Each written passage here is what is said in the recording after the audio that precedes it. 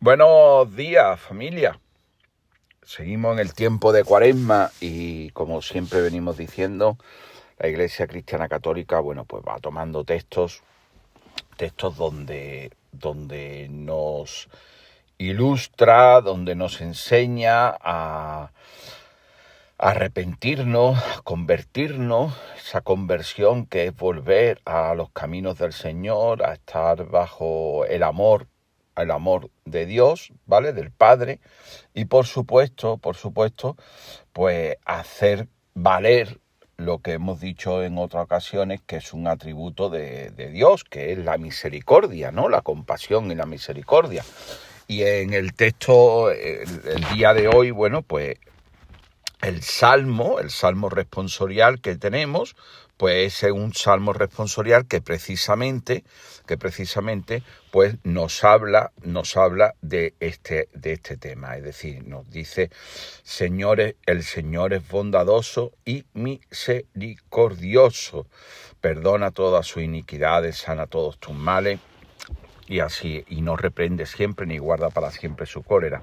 Y en Miqueas, que es el primer texto que tenemos, ¿vale?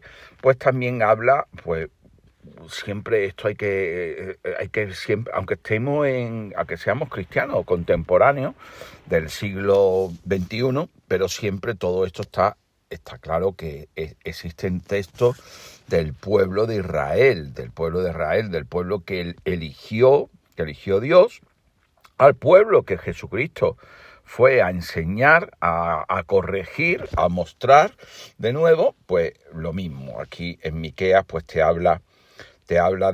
hace ese signo de interrogación, o esa interrogación. Dice: ¿quién hay como tú, el Dios que quita la culpa y perdona el pecado al resto de su heredad? Heredad es la herencia del pueblo de Israel. El pueblo de Israel pecó, pero él está pidiendo, Miqueas está pidiendo a que Dios al resto de su herencia, pues que no le siga castigando, no le siga, que sea misericordioso, ¿no? Que no persiste en la ira para siempre, que no persiste en la ira de Dios es algo, para mí es maravilloso, aunque esa palabra de ira es algo que es como un pecado capital, un pecado del que debemos de huir, ¿no? Pero la ira de Dios es una ira de corrección, es una ira de decir: basta, ya está bien que hagas el mal, ya está bien que no andes por los caminos que yo quiero, basta, y corrígete y arrepiéntete y conviértete y ven a mí de nuevo. Disfruta de mi amor, de lo que yo quiero darte, ¿no? Y lo dice, que no persiste en la ira para siempre, sino que se deleita, es decir, que goza en la clemencia y volverá a tener compasión de nosotros, pisoteando nuestra culpa, pisoteando nuestros pecados.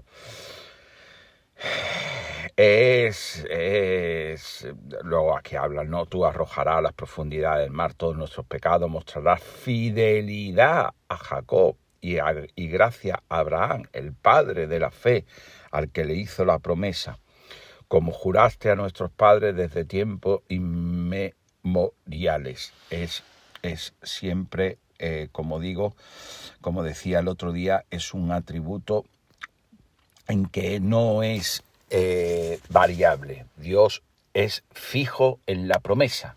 No puede decir: ahora lo que te prometí no lo voy a cumplir. Lo va a cumplir. Dios va a cumplir la promesa que hizo a Abraham. Abraham hizo una promesa y esa promesa la va a cumplir. Nos guste o no nos guste a muchos de los que somos ahora cristianos, inclusive pues a poderes jerárquicos institucionales que existen. Nos guste o no nos guste, es una promesa que se la hizo a un padre, al padre de las naciones, al padre de la fe, y esa promesa va a persistir. La promesa no te la hizo a ti. Es decir, tú puedes ser, como dice aquí, puedes ser la heredad. Puedes ser un heredero. O puedes, como decía el otro día, yo hablaba, o te puedes unir a esa heredad, ¿vale? Para participar en el reino de los cielos, en el banquete celestial. Pero la promesa Dios la va a cumplir. Y esa promesa la va a cumplir igual que va a cumplir su misericordia, porque es un atributo que tiene Dios, el Padre. El Padre es un atributo, tiene el atributo de misericordioso, compasivo, complaciente. Perdona. Siempre y cuando, evidentemente, pues las almas, pues se arrepientan, tengan ese ayuno de mi ego, dejo a un lado mi ego para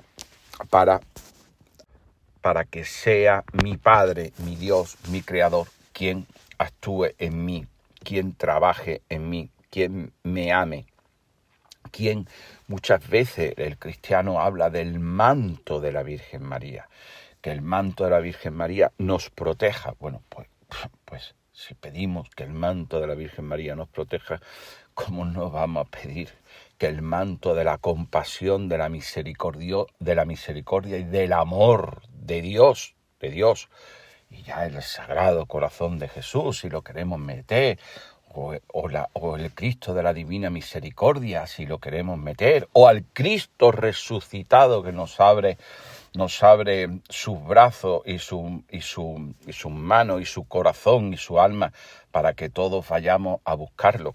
Si nos queremos meter, ¿cómo no va a ser? Evidentemente va a ser. Y todo esto, bueno, pues nos lleva a un evangelio que da muchísimo que sí. Este evangelio a día de hoy, al siglo XXI, igual que en el siglo XVI o en el siglo XIII o en el siglo VIII, pues la Iglesia Cristiana Católica, pues, y la Iglesia Cristiana en general, pues la ha usado pues para mostrar la misericordia del Padre. Pero hay tres protagonistas. Yo no voy a entrar quien me conoce sabe que yo tengo una tendencia a todo a irme al contexto donde Jesús lo pronunció. Y el contexto donde Jesús lo pronunció, evidentemente, es un contexto judío, un contexto israelita, un contexto donde existía una casa, que era la casa de Judá, la que estaba en Jerusalén, y existía una casa que era la casa de Efraín, la casa de Israel. Yo he venido a buscar a las ovejas perdidas de la casa de Israel. Yo he venido a buscar al pueblo disperso, que es el que fue disperso, los samaritanos, inclusive aquel pasaje de la mujer samaritana, pues bueno, pues todos estos estaban fuera de la casa de Judá. ¿Y quién es la casa de Judá? La casa de Judá y la casa de Benjamín, que estaba allí junto a Judá. ¿Quién es la casa de Judá y la casa de Benjamín? La casa de Judá y la casa de Benjamín es el hijo. Ya tenemos ahí el primer protagonista, o tenemos al segundo protagonista, porque el primer protagonista es Dios, es el Padre, evidentemente. Ya tenemos al segundo protagonista, que es el Hijo, que permaneció bajo el templo de Jerusalén, que permaneció junto a los mandatos, los fariseos, los saduceos, etc., que permanecieron junto al Padre, a las leyes del Padre. ¿Y quién es la otra casa? La otra casa es el otro hijo, el hijo que en su día, en los tiempos del rey David, permanecía bajo los mandatos y los preceptos de Dios. Pero ¿qué pasó? Lo hemos estado viendo en Jeroboam, pues al final pues se separaron su ego, el ayuno del ego, que es tiempo de Cuaresma, digo yo, el ayuno del ego, su ego les hizo adorar a otros dioses,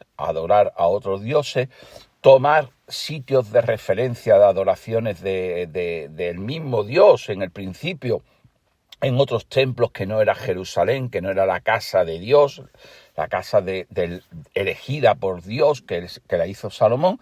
Y entonces, bueno, pues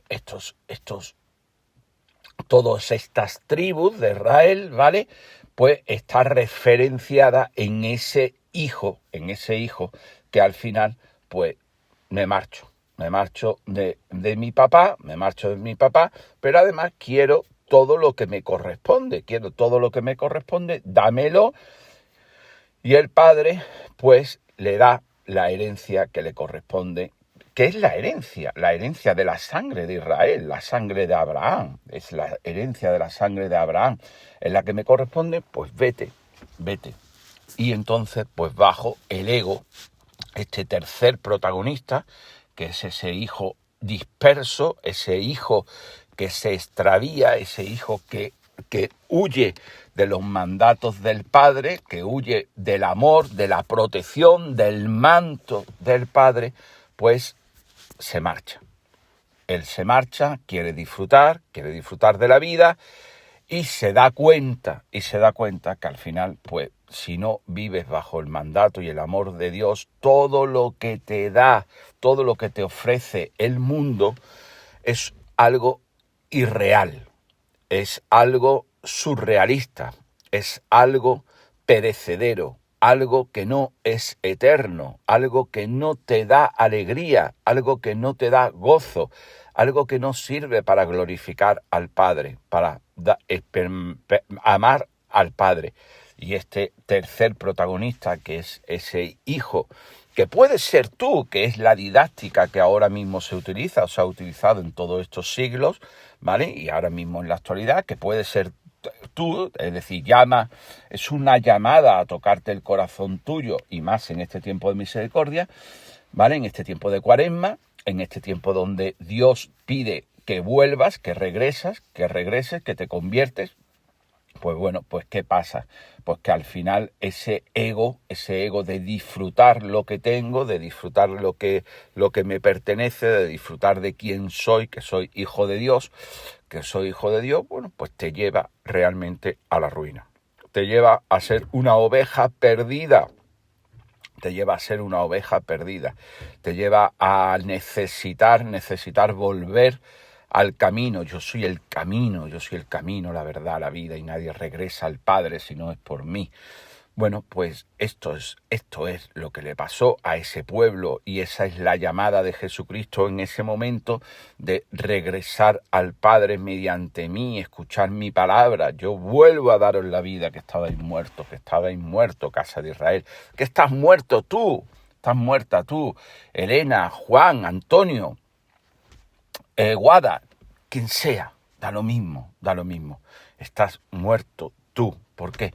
Porque te has ido de los caminos de Dios, has ido de los caminos del Padre, has querido vivir tu ego, has querido vivir lo que Dios, lo que el mundo, que es el mal, el demonio, la sombra, los otros dioses te ofrecen. Y entonces, pues te encuentras en la absoluta miseria, te encuentras en la absoluta aflicción, te encuentras en el absoluto sufrimiento, en la absoluta angustia, en la absoluta desasosiego, y empiezas a plantearte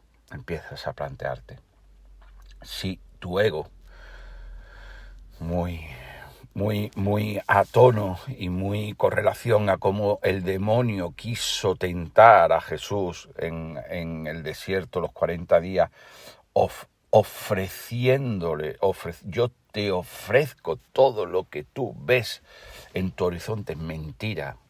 Jesús le dijo: tú eres el mentiroso desde el principio. Esto es el mundo es la gran mentira, porque el mundo, aunque es una creación de Dios, evidentemente, pero lo que es la naturaleza es maravillosa, pero lo que ofrece el mundo, que no es observar cómo en la primavera sale una flor, como salen las mariposas, cómo inclusive en invierno, en otoño van cayendo y se llenan los árboles de hojas por los caminos, y llega el invierno y nieva, y la nieve cuando se derrite trae agua y trae de nuevo vida, agua de vida, y luego vuelve a traer. Bueno, pues esta es la maravilla de la salida del sol, la maravilla del atardecer, la maravilla del anochecer, la maravilla de contemplar las estrellas, la luna.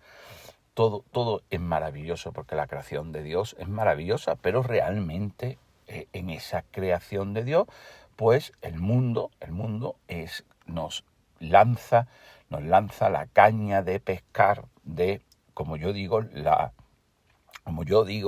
en ese camino nos manda la musiquita, las florecitas, las lucecitas de la feria, de la fiesta, que nos atrae a ella, y al final nos dispersa y nos aleja del camino del Padre, del camino de Jesús, que fue el que vino a enseñar por entonces.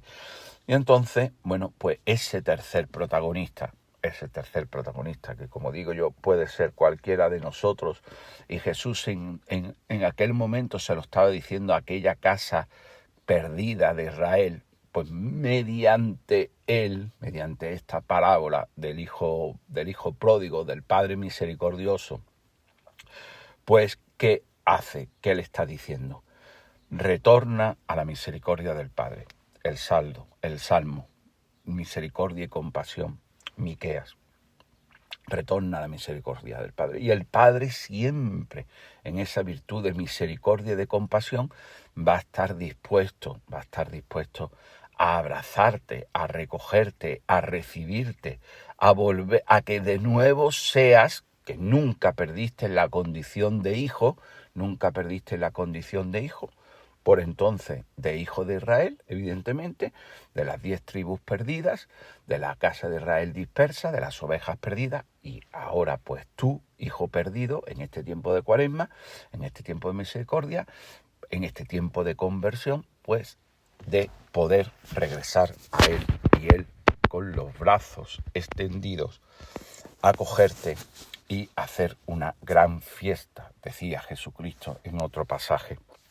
El cielo se llena de alegría cuando un pecador vuelve a la casa del Padre, se convierte, se arrepiente y vuelve a la casa del Padre. Maravilloso. En mi vida, cuando yo veo un pecador que se convierte, yo mismo, cuando siendo pecador y viví mi vida de conversión, pues cuando yo veo y tengo delante mía a un pecador que se convierte y que su vida cambia radicalmente, que se da cuenta que lo único que quiere es estar bajo la casa del Padre, que lo único que quiere vivir es junto al Padre, y su vida ha cambiado y se ha transformado y se ha convertido arrepintiéndose de toda su vida anterior. Yo creo que, que eso, cuando dice Jesús que el reino de los cielos está presente entre nosotros, realmente el reino de los cielos está presente entre nosotros, porque es ver la gloria de Dios en esa persona, en ese alma, en esa imagen, en esa transformación. Es ver la gloria de Dios, es ver el reino de los cielos presente entre nosotros. Pues esto es lo que le ocurrió a este tercer protagonista, y lo que Jesucristo en su día quería que pasara con la casa de Israel, con la casa dispersa, con las ovejas perdidas de la casa de Israel, y lo que quiere de ti en este tiempo de Cuaresma, que da lo mismo, como tantas veces he dicho, da lo mismo que sea este tiempo de Cuaresma o que sea cualquier tiempo de tu vida. Lo importante es que quieras, y lo importante también, como muchas veces digo, y ahí está la maravilla de la esperanza, de esa heredad que dice Miqueas, esa llamada en nuestro corazón, en que lo que nosotros queremos realmente es regresar al Padre. Pero tenemos nuestros bloqueos, en ese yo soy el camino, la verdad, la vida, tenemos nuestros bloqueos que no nos permite, de alguna manera, regresar plenitud al Padre. Pero que al final, como le pasaba en ese pasaje que también eligió la Iglesia Cristiana Católica sobre David que había pecado y que le corrigió, no es que le castigara, le corrigió, el Padre le corrigió a David, pero David aceptaba la corrección del Padre y siempre le iba a ser fiel. Y por eso Dios le fue fiel al rey David. Y Dios y el Padre, como es el primer protagonista de este pasaje, el Padre siempre es una virtud que tiene la misericordia, la compasión.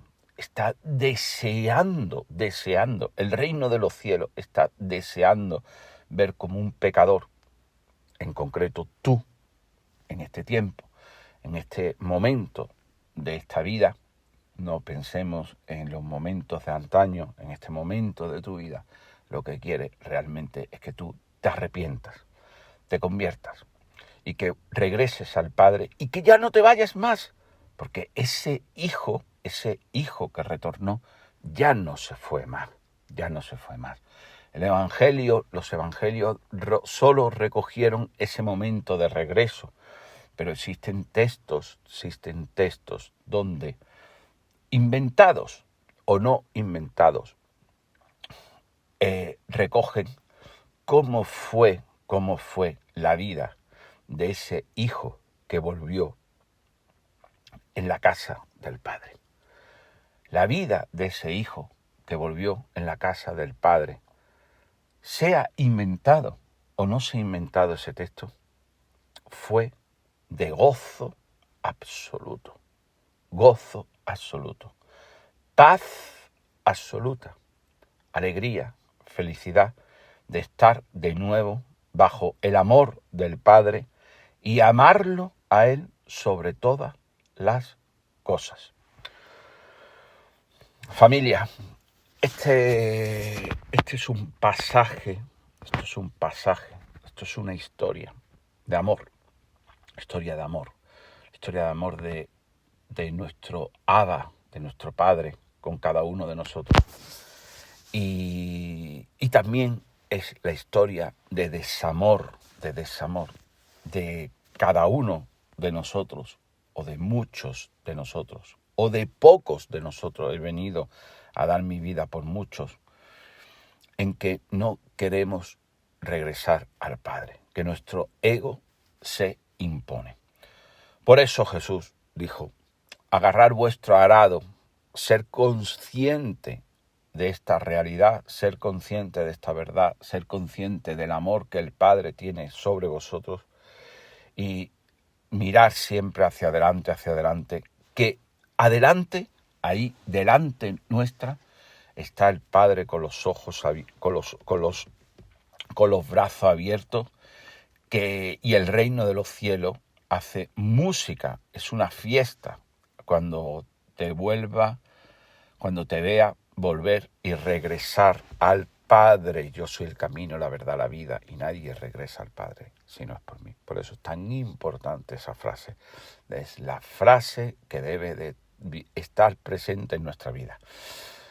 Y evidentemente todo esto no voy a decir, lo puedo decir toda la vida. De esto hay que quitarse las vendas de nuestro ego, hay que quitarse los tapones de nuestro ego, hay que quitar las cadenas de nuestro corazón endurecido, de nuestro ego, y dejar que sea el Espíritu Santo de verdad que nos trate como un niño, nos convierta como un niño, como ese niño que quiere regresar al Padre, tengamos la edad que tengamos.